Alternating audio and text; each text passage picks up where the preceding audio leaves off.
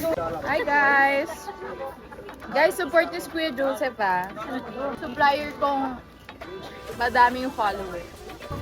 What's up guys? Another day, another bouquet. At sa video na ito guys, ay gagawa tayo ng Filipiniana bouquet guys. Gagamitan natin siya ng Ecuadorian roses. Ang Filipiniana, mas maganda to.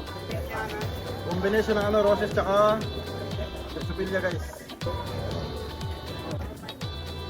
Filipiniana pero imported ang bulaklak guys.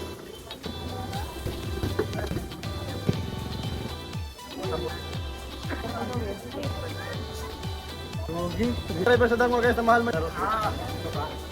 Hello po.